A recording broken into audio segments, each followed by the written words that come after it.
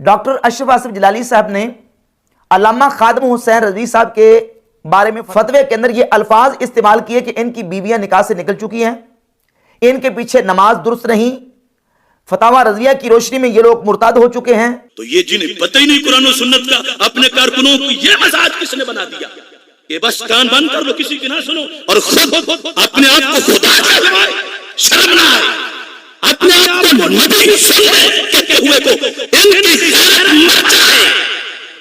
فتاوی رضویہ کے لحاظ سے ان لوگوں کے نکاح ٹوٹ گئے ہیں، ان کی بیویاں نکاح سے نکل چکی ہیں، کلمہ پڑھیں گے تو پھر ان کے پیچھے کسی کی نماز ہوگی۔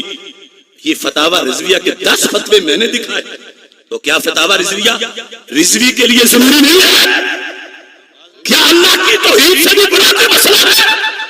اللہ کی توحید تو جب فیض آباد میں کہا گیا کہ لبیک میں 2 خدا نہیں ہو سکتے، یہ خدا کا لفظ بندے پہ بولا گیا، میں تو موجود نہیں تھا، جس نے بیٹھ کے سنا اس کا بھی نکاح ٹوٹا، وہ بھی کافر ہوا۔ کیوں نہیں؟ آخر جب ان کو نبی کہا گیا، نبی کا لفظ، قادیانی چینلوں پر وہ کلپ چل رہا ہے کہ یہ پیر افضل قادری اور مولانا خادم دونوں سٹیج پہ بیٹھے تھے داتا صاحب کے سامنے، مقرر کہتا ہے علماء امتی کا انبیاء بنی اسرائیل، تو ترجمے میں کہتا ہے یہ سٹیج پہ 2 نبی بیٹھے ہوئے ہیں۔ تو کہاں گئی تھی ان لوگوں کی غیرت؟ کیا یہ حق رکھتے ہیں آج دین کا نام لینے کے لیے؟ مرزا قادیانی کا قصور کیا تھا؟ یہ چوڑے ہو کے کبھی خدا کہلوائیں، کبھی نبی کہلوائیں اور فتوے اوروں پہ لگائیں۔ تو اپنا بھی تو گھر دیکھیں، دین دین ہے، دین ہے۔ مجھے بتاؤ کیا معذور بندے پر دین حکم نہیں لگاتا کہ کوکنی کفر ویسے تو ہو جائے گا لیکن اگر ویل چیئر پہ بیٹھا ہو تو پھر معاف ہے، کفر تو پھر بھی ہوگا۔